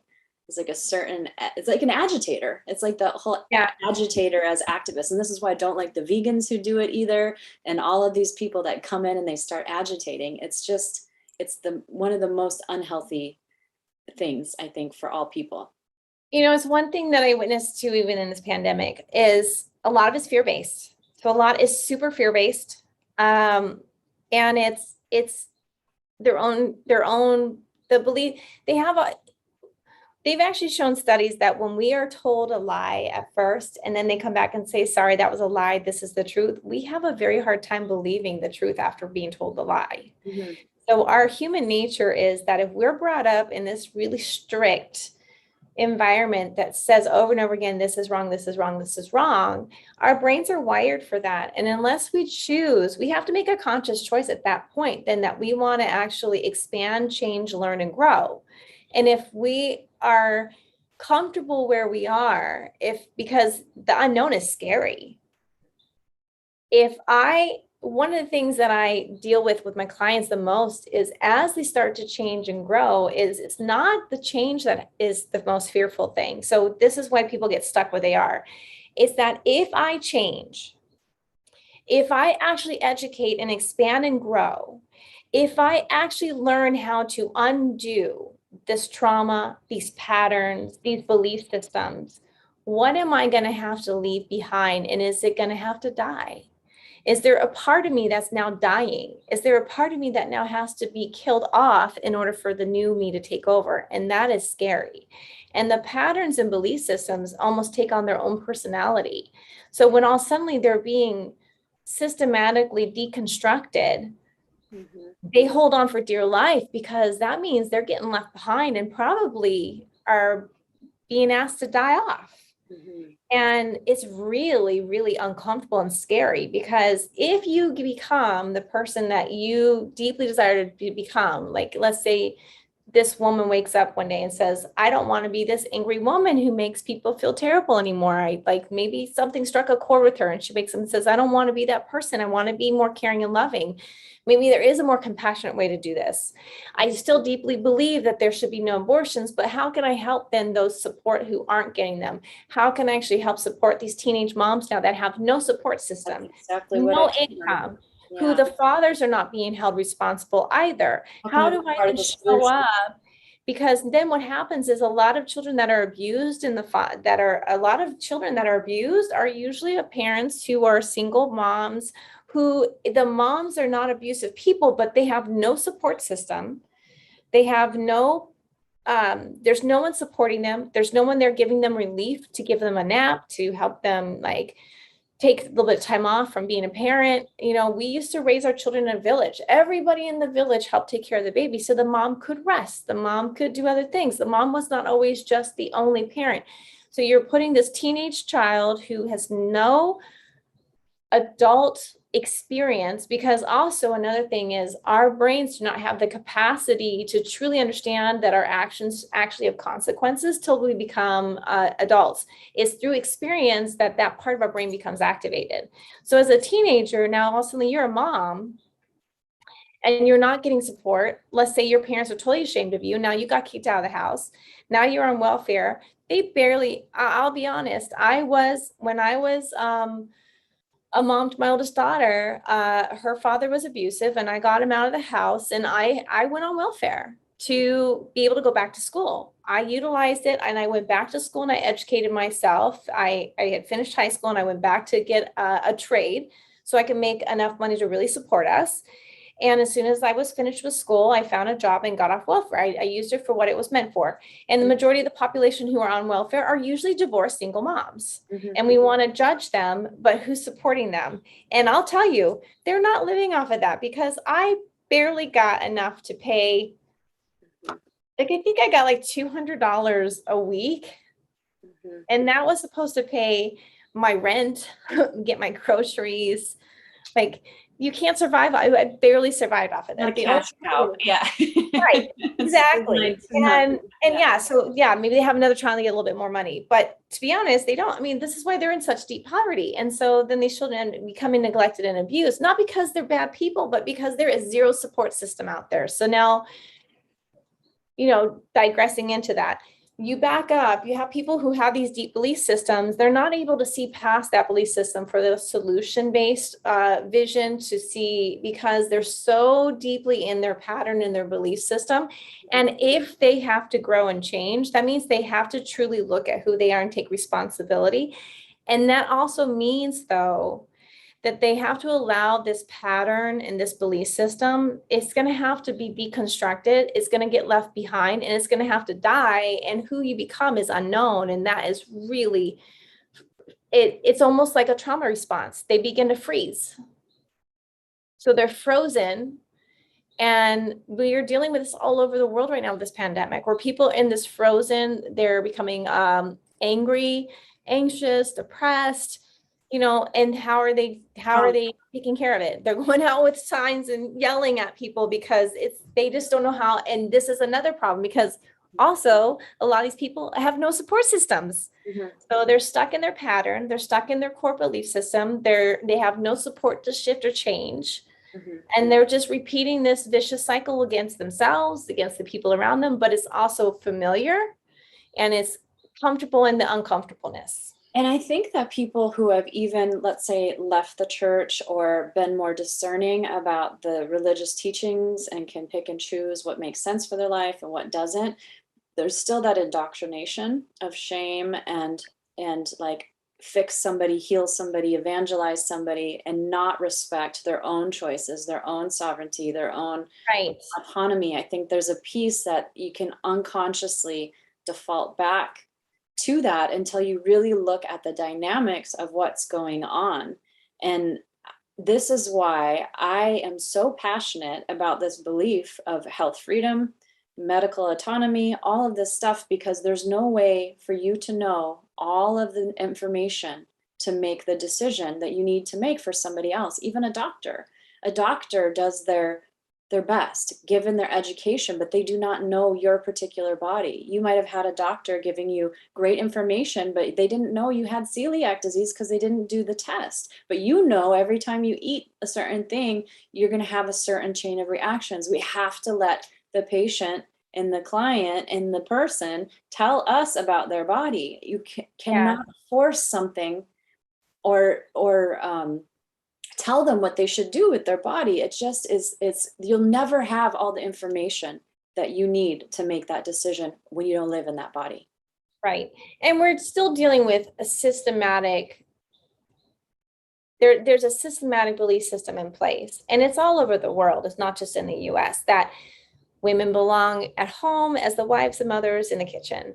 And even if we have changed so much, that is still very much unconsciously present, right? So this is what our little girls are hearing. Even as a parent, if you want to raise your child differently, you're still going to be fighting against society's messages to them. Mm-hmm. You're still going to have to constantly, I mean, my kids call me, my young one especially, and I have to reiterate over and over again, you have sovereignty over your body. Only you know what's best. And no matter what anyone else says, you make sure you're safe. You make sure that you are only saying yes if it's for a true yes for you. If you don't like your doctor, you are paying them. So you go find another doctor who will listen to you. You go find another doctor who will give you the treatment and care that you deserve and you're looking for. You have the right to walk away and find someone else. Like so even as young women, I have to constantly remind them, or my older ones, she's very good, but we talked about it a lot. And even at one point, she's like, I don't really like my doctor. I'm like, honey, you're not stuck with that doctor. Your insurance is paying them to be, for you to be a patient there, which means that if you're paying them, then you have the right to fire them and go find someone else to pay that's doing a better job for you. And so just reminding us, and that's where, even as, it's just so much to fix, but really, if it comes down to, if you look at the history, is we are still just very much trying to keep women in their place because it's all about property, ownership, power. And it's not conscious a lot of times, because men give me pushback because on this many people really do want to change. Many people really do want to, and many men out there now really do want to see the women thrive. But it's such a deep conscious training. And there's the no war, no this, no that, there's no abortion, no this, but there's not a solution on the other side as to how we can then help support the system if that doesn't happen. And so that's why I'm such a huge advocate of how to raise a little goddess. And what that means for me is I'm raising a young woman to become a strong, independent, sovereign goddess, someone who puts the right of her body first, who honors what her body needs and makes sure that she gets what she needs, who listens and has connection to her body, has a reverence to her body, is taught that the way she looks, number one, no matter what her shape and size is beautiful, because we are all different. That's the other thing too, is these young girls have a little bit of body dysmorphia because we only see these perfect. And I'll have to tell you, I know someone, because I lived in Vegas for 17 years. I know a graphic designer, her job was to Photoshop the porns. So as the porns were filmed, she would go back in and she would Photoshop and make their bodies perfect. So half of those porn stars don't even look like that in real life.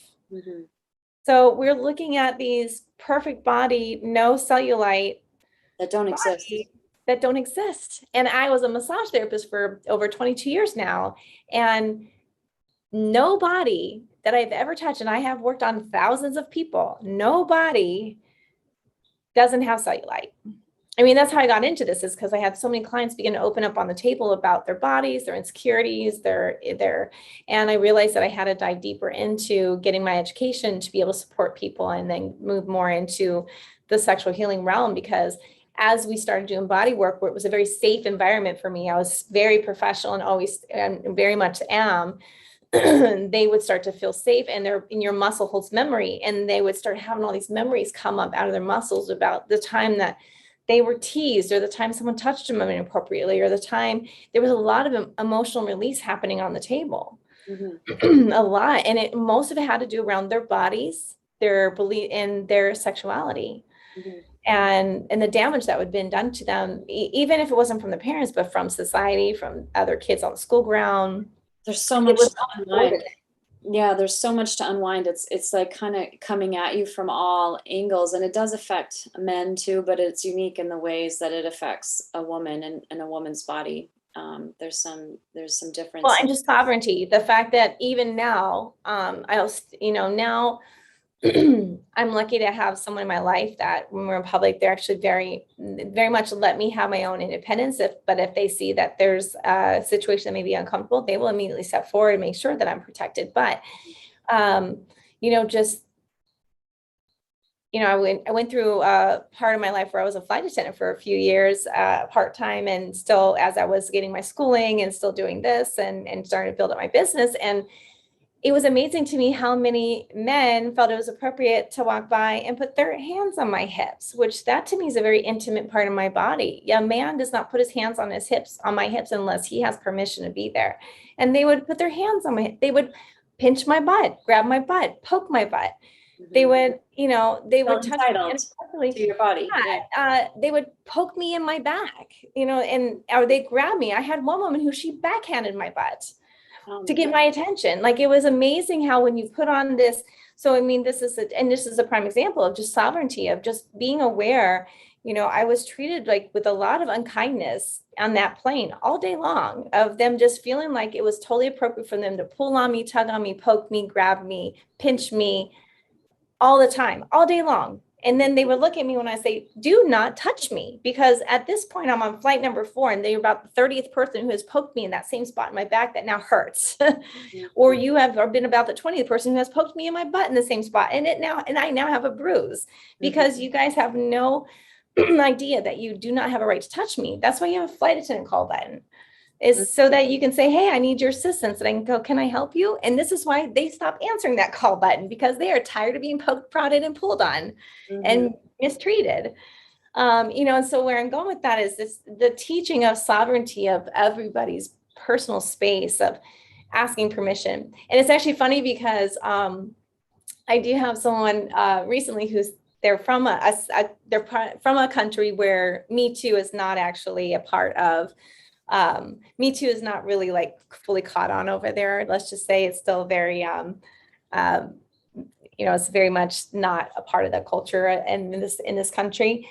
And they were in Europe, and all these guys, they were looking for just meet people, and they had a couple of dates with a couple guys. And she was like, "What is with this? They asked me if they can kiss me first before they do it. Why can't they just kiss me?" I'm like, "Oh, honey, it's because." In the rest of the world, it's about consent. They're asking your permission to make sure that you are a yes before they go and touch you, because they're honoring that you have sovereignty over your own body and that they shouldn't be touching you unless you're in full consent of it. And they're like, oh, yeah, we don't have that where I live. And if you don't want him to ask, then make sure you let him know it's a hell yes. Exactly. As I said, so if you don't want them asking, then you might want to just tell them up front, like, hey, by the way, I'm really into you. So if you want to kiss me anytime in the future, you have permission as of right now. But I said, but for right now, the rest of the world is starting to understand that a woman's body belongs to her, and that it's most appropriate to make sure she's actually okay with them touching them. So they're asking permission first. And she was like, oh, because she thought, oh, this is so weak. Like, they're not being a man. They're not just grabbing me, because she's used to that. Isn't that interesting how we define, masculinity? Right. And when I explained that, there was like this light bulb went off. Like, wait a minute, you mean they're asking my permission first to make sure I'm okay with it before they touch me, that I actually have the right to say no? So it's just amazing to see that like light bulb go off. Absolutely. And so I mean, that's where I think, this biggest thing, if you don't, if anything, if this whole entire night, if the only thing the parents can take away from this is, if they're not comfortable talking about sexuality, is at least confirming with your child over and over again that their body belongs to them and no one has the right to touch it without their permission. And that if anyone does, then they have every right to go tell someone else who can help them. Yes. And that So, I mean, if that's all you can start with, Yeah. When it's your body basic speaks to you, self-care speak. and consent, basic self-care and consent. And then from there, if you're not sure what to do, like I said, Planned Parenthood, I went on there a few years ago for my girls because I was talking to them and they were all embarrassed. I was the one that I was like, they're like, no, Mom. I'm like, okay, let me find. Would you be more comfortable if I found another resource for you to watch where you could watch it on your own in private? Like, yes. Oh my gosh. Yes. I don't want to hear this from you. Okay, great. So we went through a phase of that for a little bit. And so I went on Planned Parenthood. I said, what else they got on here besides just checkups and birth control? And sure enough, they have a whole little program that you can go on to. That's a little individual website that they have a little attachment to that's Planned Parenthood for teenagers. And it's all about sex education. And they can go on there and watch these videos, and it talks about how the body works and how to prevent pregnancy and how to be safe. And it's great. So if you're not comfortable doing that, I have someone in my life that's a relative who they said, I'm not comfortable talking about sex with my kids. Would you be willing to, I trust you. Would you be willing to Zoom them sometime and answer any of their sex questions for me? Because I don't know. I just can't do it, but you're comfortable. Would you be willing to do And that? sometimes that's better for the kids too. Like they can talk to them a little bit easier. My kids are just constantly overhearing these types of healthy sexuality conversations. So they're like, they don't even care anymore. But I mean, I'm sure if there's something that personally is affecting them, they might be more comfortable talking to someone else. Like I'd be getting like excited, like, oh, okay, I can answer this one. No, I probably won't, because I'll be like, oh my gosh, what did you do? Oh, yeah, because the other thing we have to remember as parents too is that, yes, we want to talk to children, have this beautiful open dialogue with them. And at the same time, it could be just as traumatizing for them to realize that we are sexual beings. Yeah. Yeah. One time my kid's like, ew, and I go, why do you think you got here? It wasn't immaculate conception, honey. I just don't really know. Right. So, just keeping also in reference of that, I had a situation years ago where I was, my girls and I had moved back in with my mom to help her out because she had lost her job and needed help, and asked us if we would move in and help her in exchange for her helping with my children. And I had an overnight guest for the first time that normally I make them leave before the kids wake up, so they never knew. And that didn't happen. And my kids are like, there's someone in the room, Mom. And my mom went, well, girls, your mom is a young, healthy adult, and she's a young, healthy, sexually active woman. So she's sometimes going to have friends over. And I was like, Mom, but they were like, yes. Well, I mean, it sounds like it was handled so healthily. Oh yeah. And they were just being like funny, dramatic, really, because it didn't happen very often. And I did forewarn them, like, hey, I do have a visitor coming, and I don't find it awkward, and no, I'm not going to marry him. And, so that's the other thing is there's probably a lot of single moms. So like, how do you navigate that? What I used to do to keep them safe and protected is I usually didn't bring anyone home until I got to know them really well. And then if they were someone I knew really well, there would be sometimes when they were allowed to come over, but not till the kids were already in bed and I knew for sure were asleep. And then they had to leave by 2 a.m. so that the girls were for sure still asleep and never knew there was a visitor. And I made sure my lock always worked on my door, so there was no accidental walk-ins in the middle of the night. So, and it hardly ever happened because I was very careful about that. However, and then as they got older and they were teenagers, I would just like, I would say, okay, I'm dating someone and I'm not ready for you to meet them, but they're going to stay the night, but they won't be here in the morning. And then, okay, they are going to be here in the morning, but I'm not going to have you meet them yet. So don't come in. So, there was ways to navigate that where we're still really being in honor of them, making sure that they were safe. I didn't bring strangers home ever. I was very careful about that, and wasn't really one to go off with strangers anyway, because I wanted to make sure I stayed alive for my kids. I was just, just being more conscious of all that. Like, okay, I am a young woman who is healthy and has sexual needs, and I'm also a mother. So I have to make sure I'm making decisions that are safe for my children. So just always keeping that in mind, but then having talks with them about that. Like, yes, I do currently have someone I'm dating. And do I know if you want to meet? No, I don't know if I want you to meet them yet, because, I don't really want you guys getting attached to anyone if they're not going to be around. So I'll let you know. So that was just kind of, my way of doing it. But whatever way you do it, as long as it's a way that both the children and the parents feel supported, feel seen, feel heard. Mm-hmm. That's the most important thing. And knowing that whatever I'm saying in my experience is uniquely mine and my girls. Mm-hmm. And every parent and child and family is different. And to really honor the difference of how your dynamics work, and to know that whatever you're doing, as long as you see that your child is thriving, then you're doing a good job. Mm-hmm. Yeah. And reach out for help. So now, there's the two of us that you can ask questions to. We're both on Instagram. My website is up here, natashaedwina.com. Tara, your website, you have a website? Cridland.com. Yeah. Okay. Cridland.com. Yeah. It'll be in the bio for the replay when I send out the replay. And anything else that we need to, I know we should wrap it up. It's like really late where you're at, and I've had a long day myself.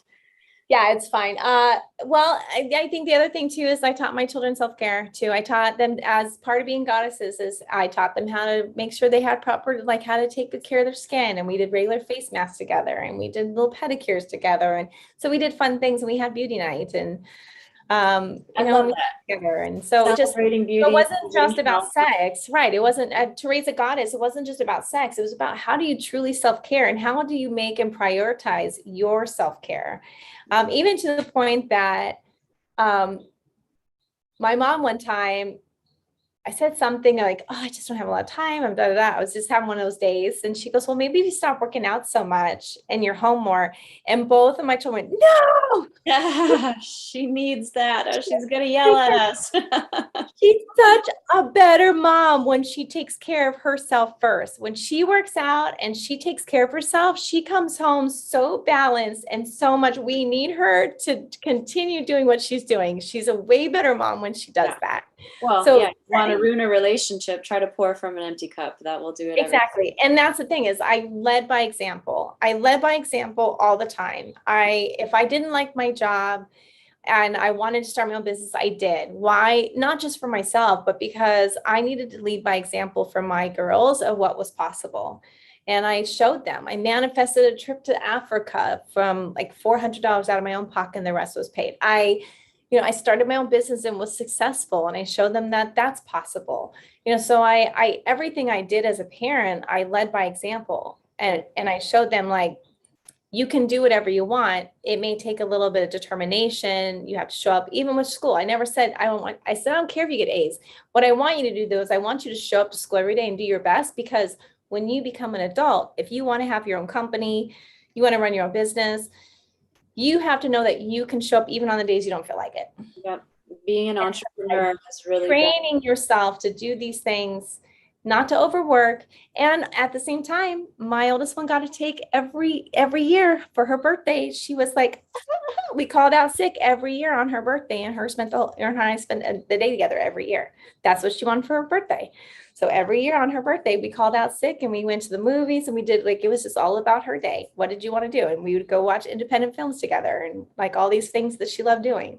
Yeah. So I love that celebration piece, and even the celebration of the different, rites of passage, the pubic hair, the menstruation, that should be stuff. It's not a quiet little secret. It's something to celebrate. And how do we need to learn how to use and so do we need a lesson on how to use a tampon? Do we need a lesson to learn how to use a pad? Do we need a lesson on how to, like, what do we need to do to, like, make sure this goes smoothly for you? Mm-hmm. And like celebrate, like, this is a big deal, like, yes, celebrating every aspect of life, because I think the main piece that is a good place to end is something you said about prioritizing. How do you prioritize yourself? It's like, how do you prioritize yourself in a culture that doesn't prioritize women?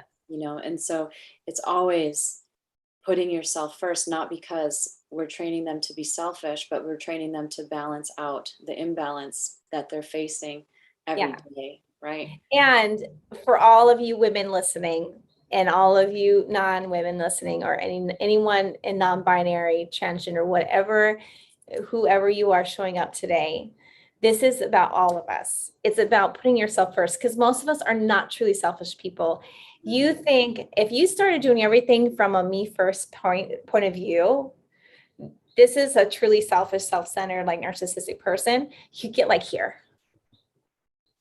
Like literally you'd get here. Most people are still giving and loving. They'd get to this far. They would never hit, there's no way they'd ever hit the spectrum of getting super egotistical, narcissistic. They would just actually be able to come from a full cup, like you said, where they actually check in with themselves first and make sure that they're taken care of first, so that when they do say yes, it's a full yes. And when it's a no, it's a no for me. And not even have to explain why. And then guess what? People just start honoring your boundaries when you do that. Yeah. They may not always like it at first, but they do. They start honoring your boundaries, and suddenly you're making healthy decisions, and your children are learning from that. Yep, they do learn from modeling. And that's what I was going to say about being an entrepreneur too. It really, at the end of the day, your success is dependent on you, and it's personal responsibility and being the best version of you can be. And that's a whole different mindset than clocking in and just putting your time in and doing, whatever. And so those are the values that I'm trying to model and teach my children, that can help them, and they can generalize in all areas of life. Yeah. So I hope this has been helpful for everyone that's joined us. Thank you so much. Thank you for commenting. And I will see all of you again soon. You know where to find Tara. You know where to find me. I'm here every Monday night at 8. We'll see how long this season goes. I'm getting really busy. I started this show when the pandemic was going on and there wasn't much else to do. But I've had so much fun with it. I keep it going. So please show your support so that I keep showing up. And I know that we're doing this for a reason, and that we're actually changing lives and touching you and giving you this like information that you want to know about.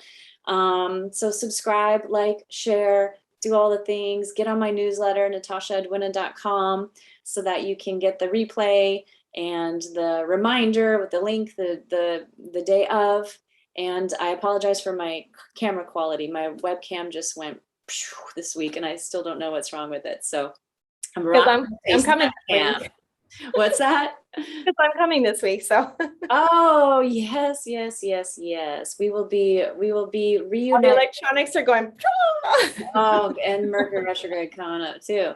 Yeah, we'll have to do like an Instagram live or a couple little stories together. If you want to see the goddesses frolicking next week when Tara gets to SoCal, definitely be keeping up with my Instagram stories. Maybe we could actually do a live together too, an Instagram live. That would be fun, a little impromptu. We'll see. There's so much to do, so much to celebrate, so much to experience. But thank you all for being here with us tonight, and I wish you a blessed sleep. And thank you very much, Tara, for your unconditional love and positivity and just comfort and all of the things that make most people uncomfortable. So thank you. Very much appreciate you. We'll see you all soon. Right. Bye.